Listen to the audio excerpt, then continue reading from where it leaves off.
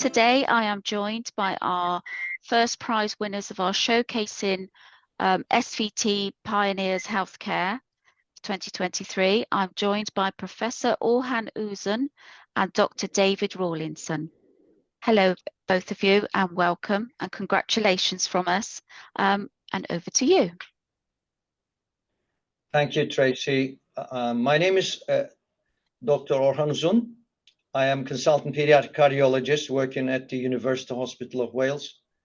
And I'm here with my wonderful team and colleagues, parents and fundraisers. I'm moving myself away from the view and showing you the entire team. I'd like to introduce team members one by one.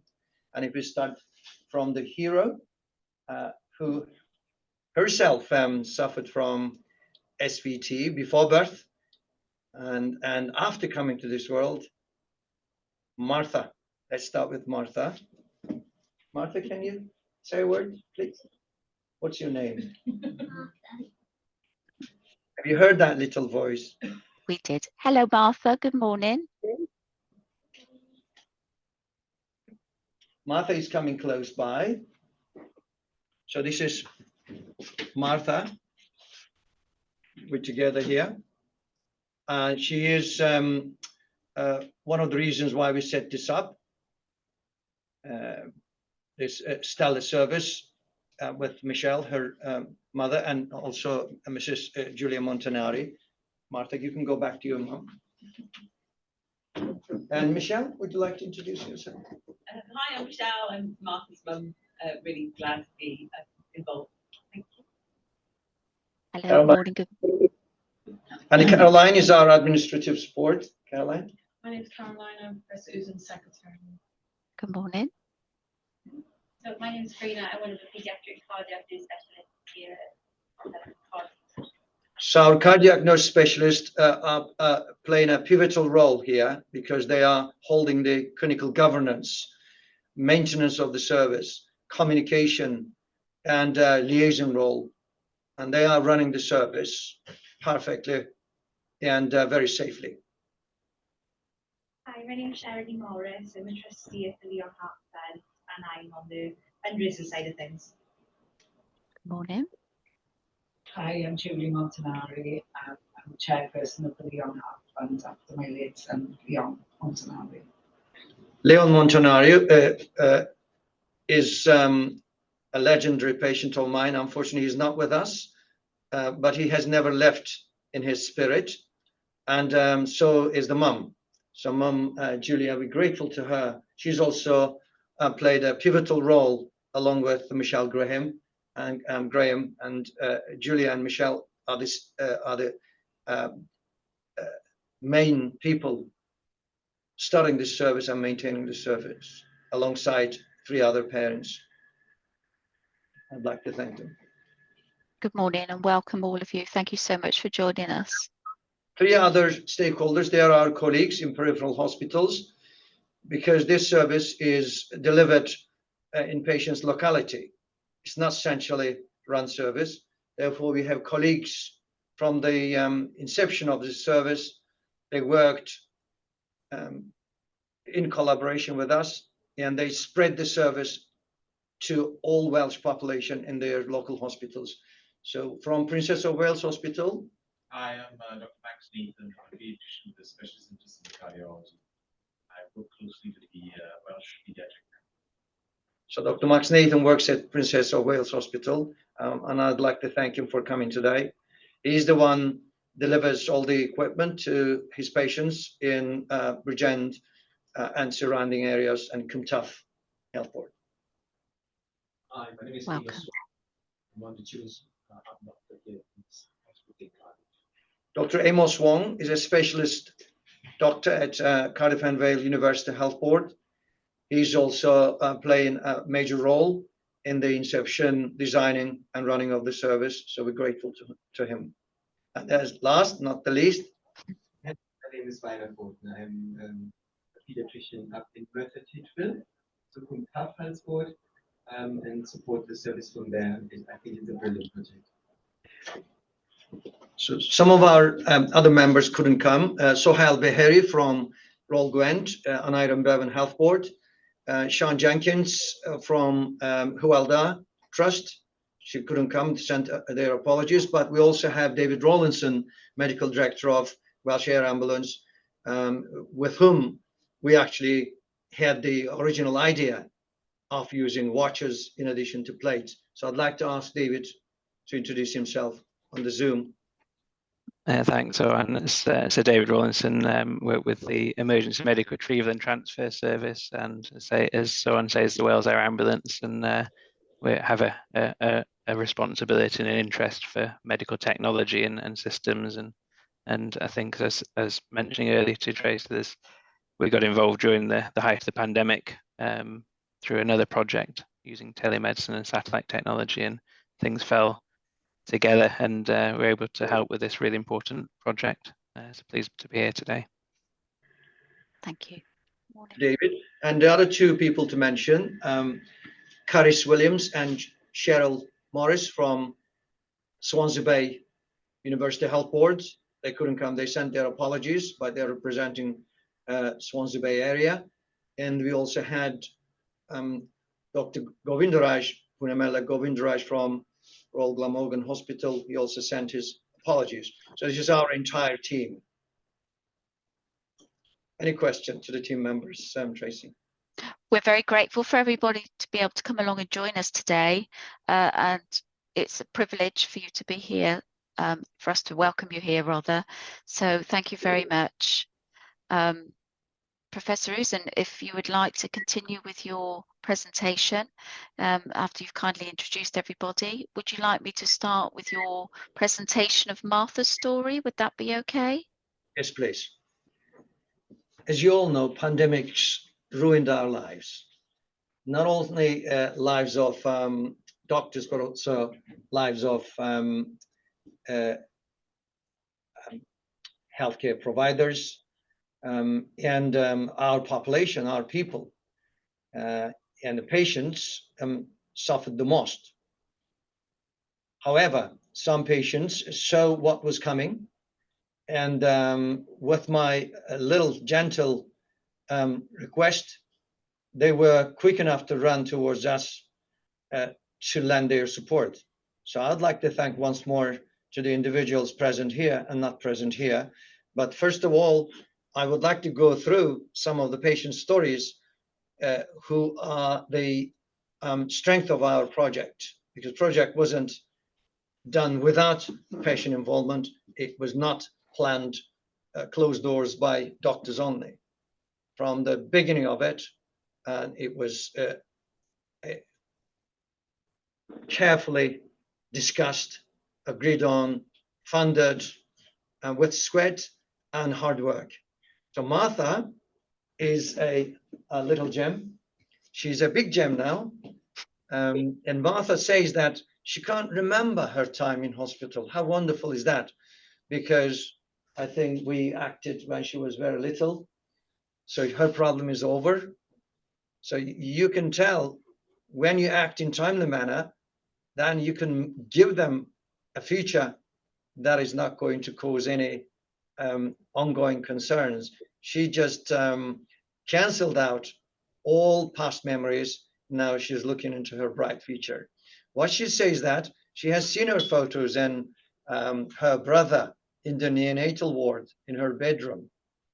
And she also describes stories told by mom, Michelle Graham, and dad about amazing doctors. Yes, what she calls us. And thank you, Martha. She's very complimentary too, and nurses. I don't think we could function in NHS without our selfless nurses who looked after me, especially a doctor, Dr. Uzun, who is, she describes it as hero, but we don't create heroes. Thanks for describing like that. But we're all heroes here, including patients. She's very kind. And she also thanks to our team for looking after her so well. Martha has been further supported by her mom's account. If you go to next slide, Martha's mom, Michelle, narrated her story on behalf of Martha, saying that Martha's diagnosis was made when she was 30 weeks pregnant, before Martha came to this world. And we tried 3 weeks treatment, which we are successful in 97% of the time. So Martha was a little tough cookie.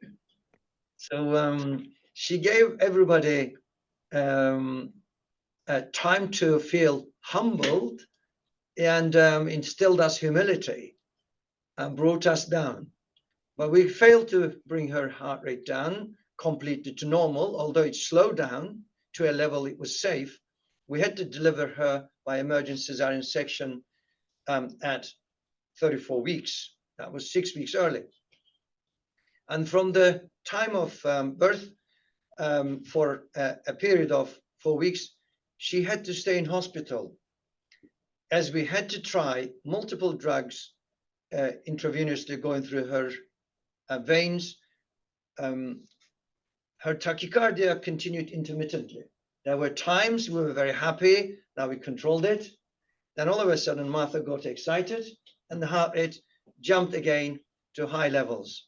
We tried several medications, but at one stage we were able to control it, send her home. So she was sent home in sinus rhythm, then continued to have recurrences, which required adding second medication, third medication, fourth medication. And she was taking those medications 5 times a day. And it was quite hefty, quite difficult arrhythmia to manage. One day she came to hospital and we had a chat. Martha and Michelle did not look particularly happy to come and see us every week. I was not happy either. And we came to an agreement that we should do an operation called electrophysiology study and ablation.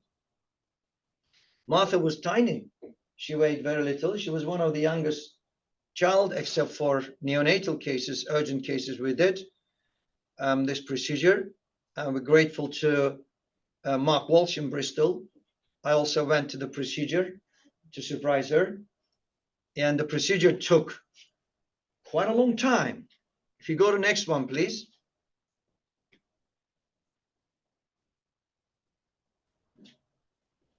So surgery was done in August 2017.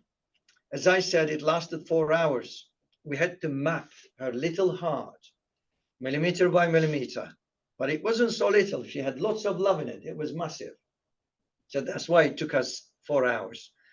Then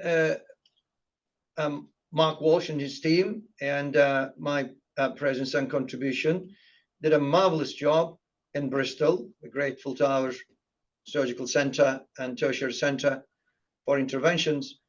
And the accessory pathway gone like that. And it was an amazing moment. We all screamed. And I couldn't wait to give the news, good news to the family, and because she would not need any more medication. And as Michelle says, she would not look pale with blue skin, and she would not take stethoscope, Michelle, anywhere they go to listen to her heart, and her heart would no longer be dancing, which formed the name of her charity, Martha's Dancing Heart Charity. That was a very good word. And Michelle expresses her and Martha her gratitude to our team, and we're grateful for her good words. And as a family, and they remained with us even after her problem was over. She never abandoned us. So Michelle and Martha pledged to raise fund as far as 1 million. We're working towards it, but whenever we needed to develop a service, they were beside us, not after us, not behind us, but beside and alongside. And when we expressed our desire to start a new service in COVID, they did not even hesitate. In fact, they went over and above and purchased the equipment themselves and brought it to hospital. And our media team nicely documented it, and we will share it with you. And it is in fact, award application form. And she ends her story saying that we're grateful, forever grateful. And I would like to send a grand round of applause to the family. They've been pivotal in the service design and development, and we would not have started without their support and encouragement. And Wells has got a stellar service, which is providing an example for the rest of the UK. And these fantastic people should be commended on. Next one, please. So Emily is one of our patients. She's not here, Emily Andrew. She's unfortunately suffering from SVT. She also used our equipment as well as acquiring one for herself. She found living with SVT very scary. Even the smallest strange feeling in her chest makes her jump and anxious. And when she goes into SVT, she goes dizzy, sick, and terrified. This is awful to hear, and this is really unsettling for us. She's always scared of having SVT, and what is really worrying and also not acceptable, she stops doing things that she enjoys and she thinks it's fun, and she can't go on roller coasters, and she's on medication, multiple medications she has been on, and despite medication, she still live with fear. And if she doesn't take medication, then she goes into tachycardia. When she forgets to take medication because she's busy, she's at school, and her water level gets skyrocketed. And at night becomes especially more concerning because her previous SVTs when she was little, they were triggered when she was in bed at night. And coming to hospital at night is not good. So poor girl, she stays awake until she feels better, just in case she goes into SVT. It's heartbreaking to hear that. She spent a lot of time in hospital because of SVT. She became part of the medical team, but recently she doesn't need to come that often because the medications we started her on working well, but she is also awaiting a procedure to be carried out, a repeat procedure soon. Can you go back? Can you forward, please? Next slide.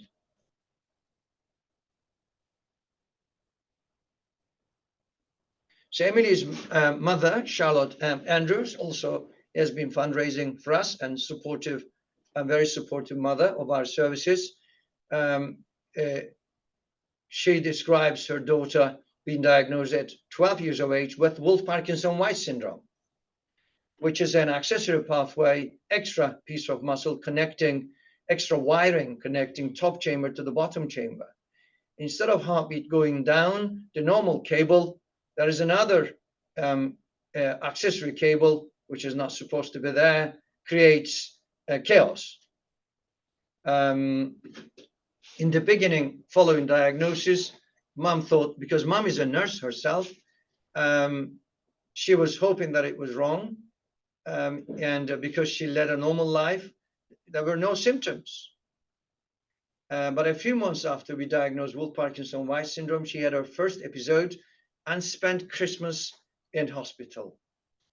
Then we put her on medication. By the age of 8, she was on 3 different drugs, 3 times a day, and still she was having outbreaks and numerous admissions to hospital. Then she was referred to our interventional center, Bristol, where she had 3 ablations. Unfortunately, each time ablation was successful, but the accessory pathway was so resistant to ablation, they recovered, or second pathway woke up. Now, after a while waiting, we had a discussion and about the 4th procedure, and hopefully I'd like to be present there myself and to put my signature on it with my colleagues, that she can also be freed to lead normal life like Martha, and they can play together. They can be friends.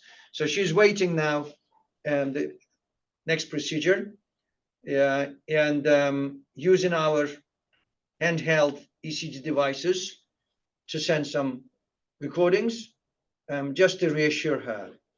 And Mum also finishes her narration that they are grateful for the care that they have received from myself and our team.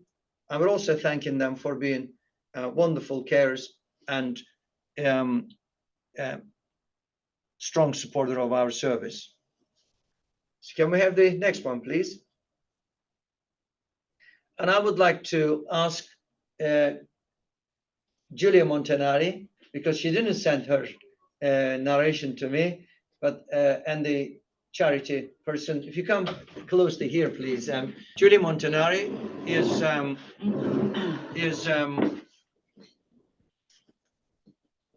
the in my view a pioneer. She's a pioneer in designing and maintaining this service. Whenever we needed replacement or whenever we needed new equipment, and she is always beside us, with us, and with ArtistStation, she purchased them and delivers them to save time and unnecessary bureaucracy. The strength of our service, strength of our project here, we don't run into a funding problem. We don't run into someone being away on holiday, they can't sign the paper. This is truly, genuinely citizen designed and managed service. So I'm leaving it to Julia to say how she feels and how she started, why she started. It all started when Leon was here in hospital. He was born in Swansea, then he was brought up here to have his life saved.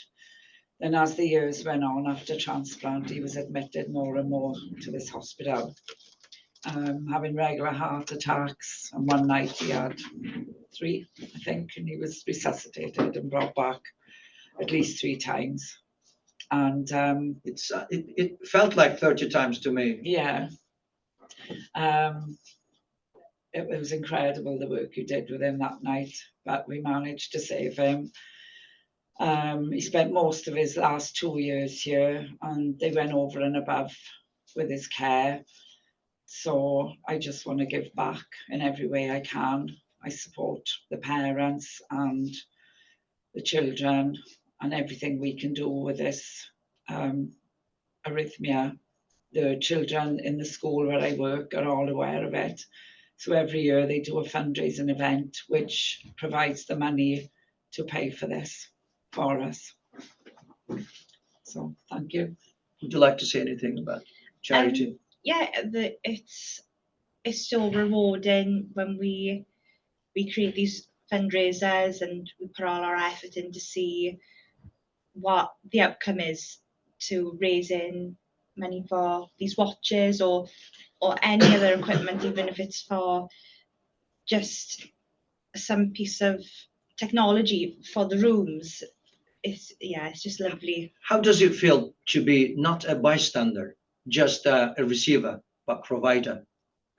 Yes, Julia, good. how does it feel? Yeah, it's good. It gives me comfort, and it's helped me deal with the grief, isn't it? Yeah. To make his name carry on, and more people know him now, don't they? Yeah. You know, and this is what he would want, is to help me help other children. It's all for a good cause. And to look after you. And just, it's just giving some people less anxiety and comfort, isn't it? Yeah. There's other people to help them.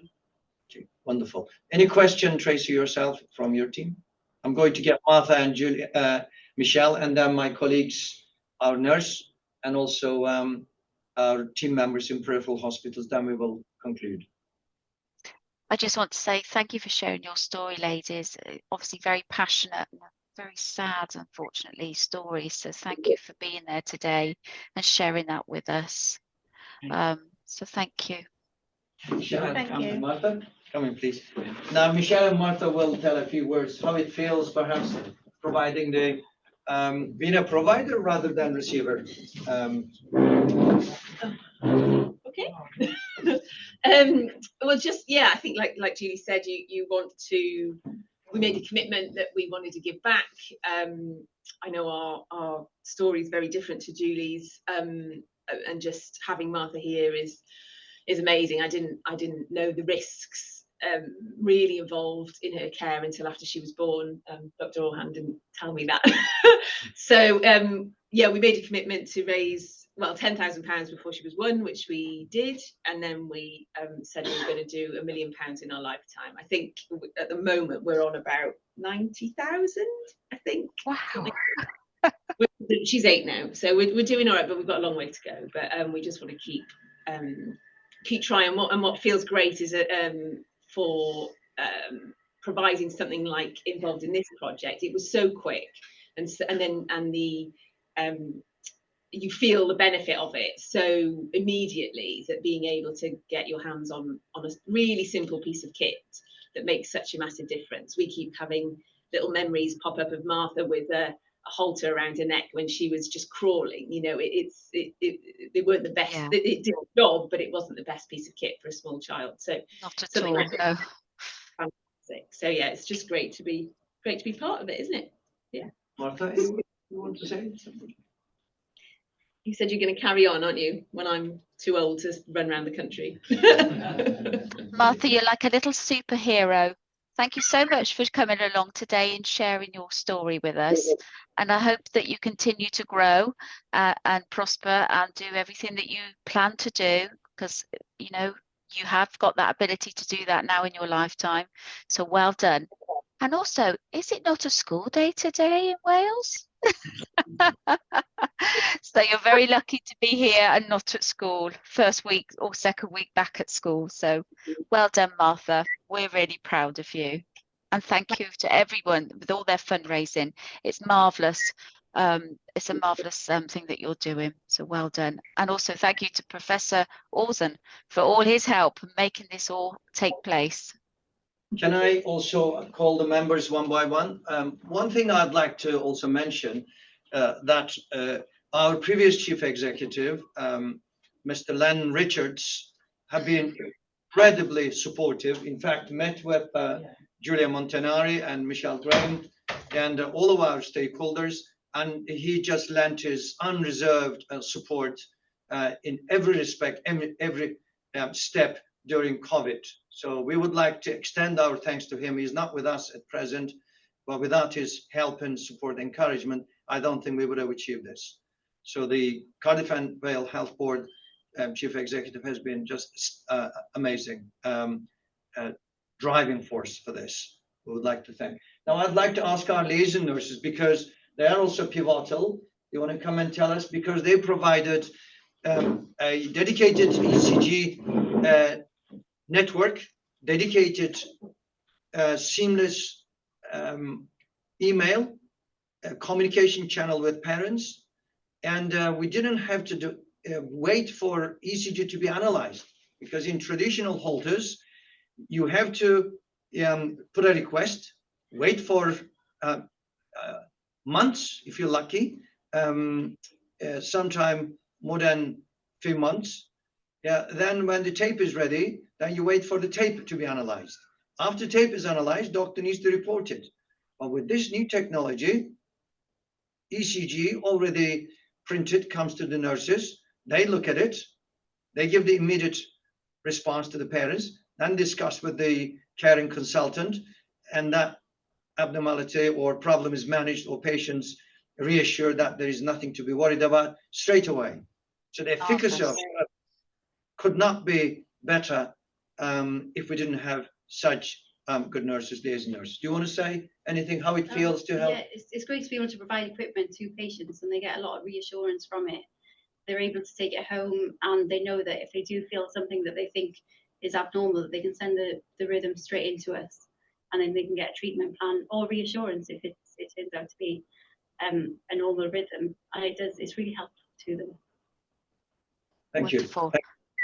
Thank Makes you all very the much. difference. Yeah, that's fantastic. Thank you. With Raina and doctors Max and whoever, if you want to come together, perhaps. Yeah.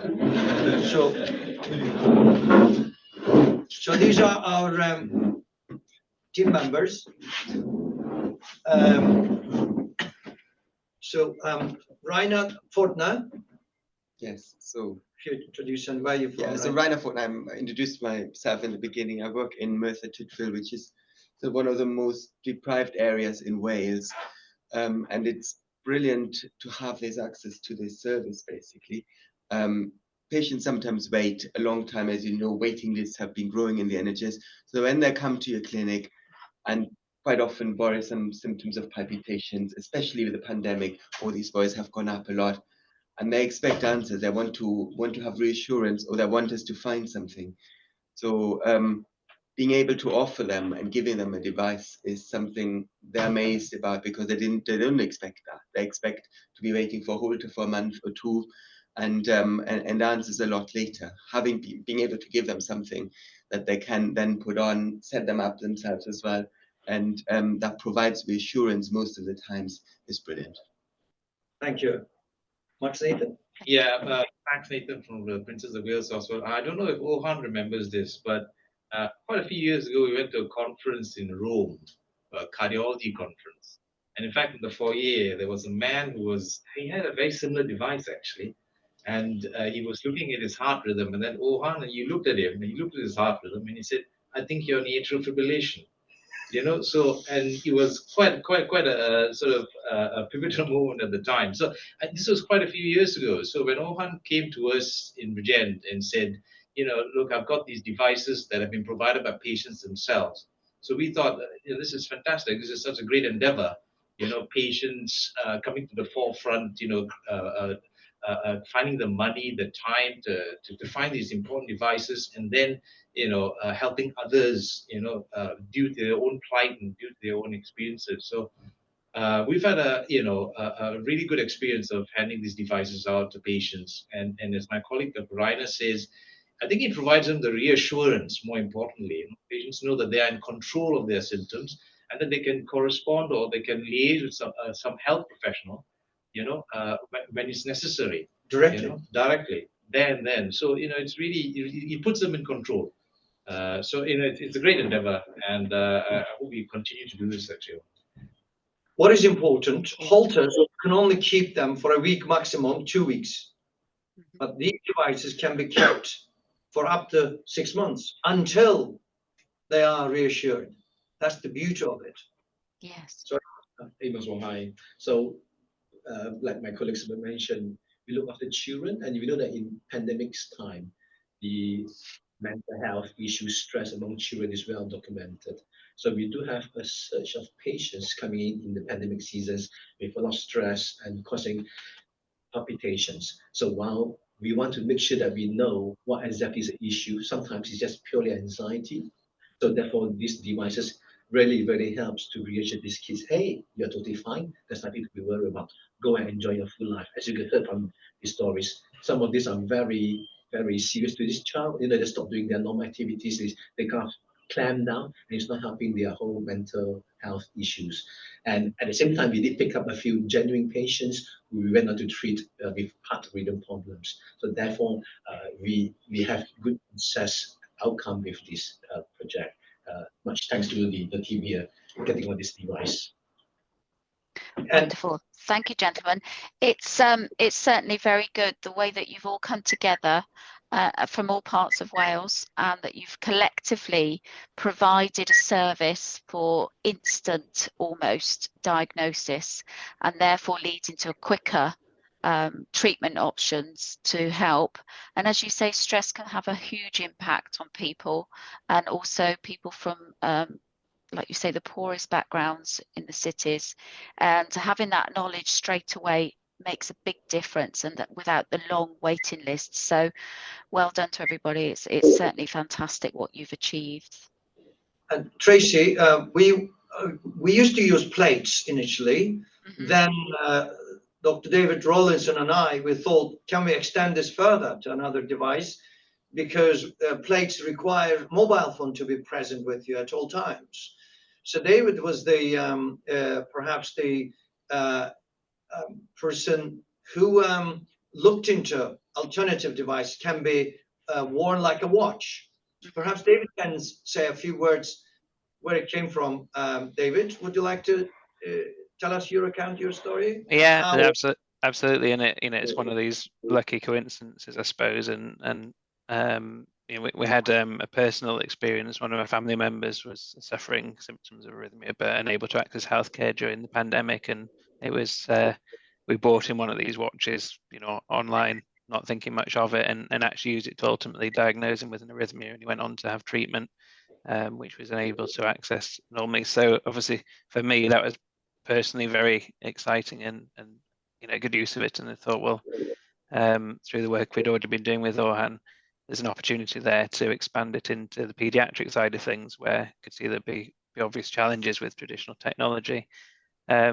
I think one of the things for me as well is, we get a lot of approaches from industry around solutions, but they're looking for a problem. So we get a lot of expensive technology offered to us, and there's no real need for it. Whereas this has come from a patient need, and it's been driven by the community who would use it. And for very low cost, essentially, we're able to take off-the-shelf technology that's available to anyone, really. And actually, people have it in their homes now as part of as technology moves on. It's kind of just part of the wearable technologies.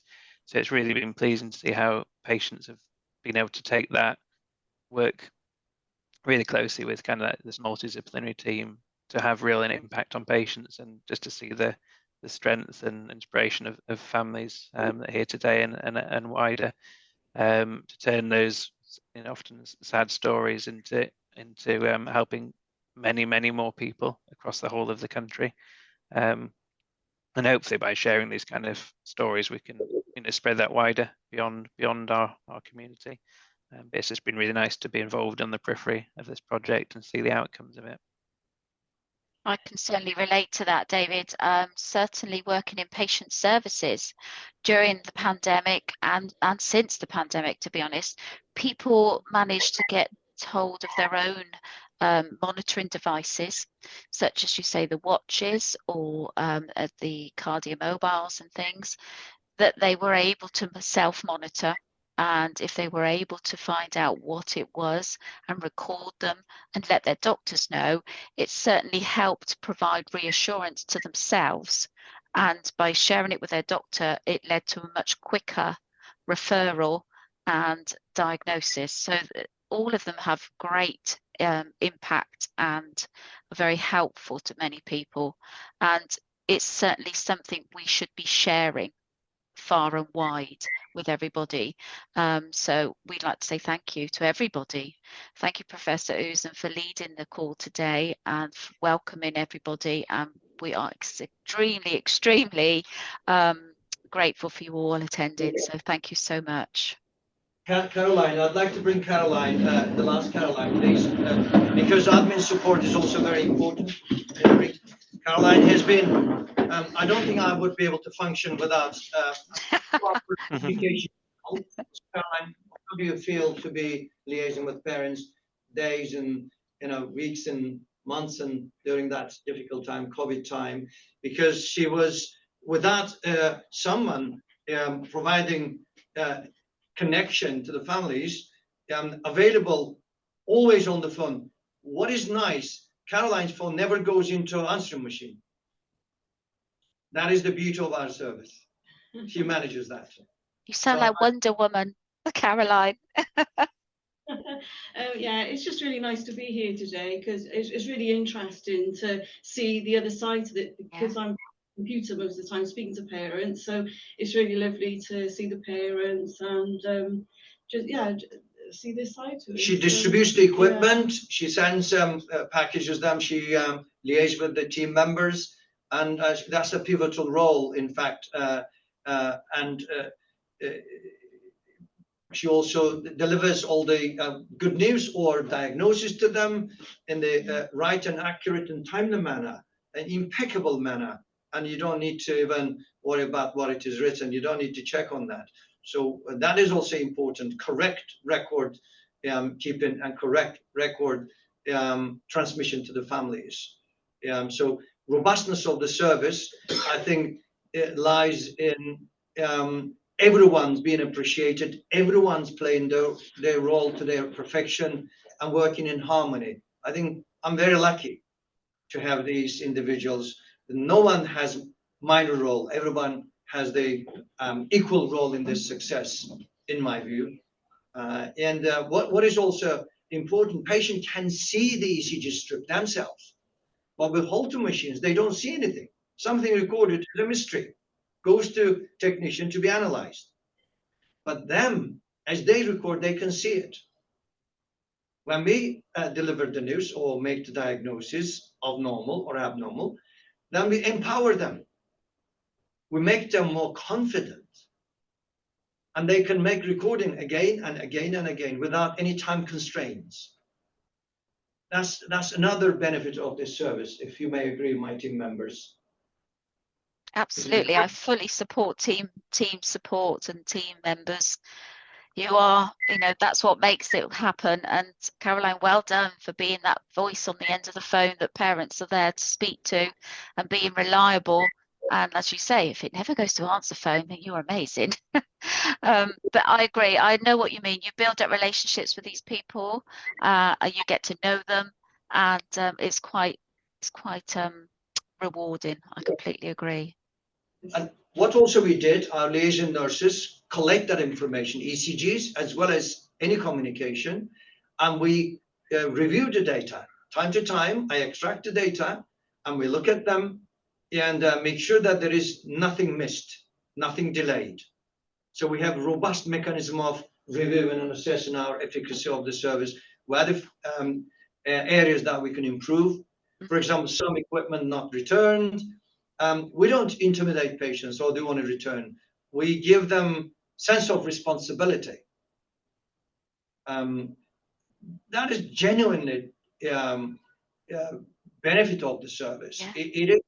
It is perceived as a service for them, by them, and provided in a family. That's Absolutely. My last word. Thank you for giving this opportunity and appreciating us. We are. Thank you.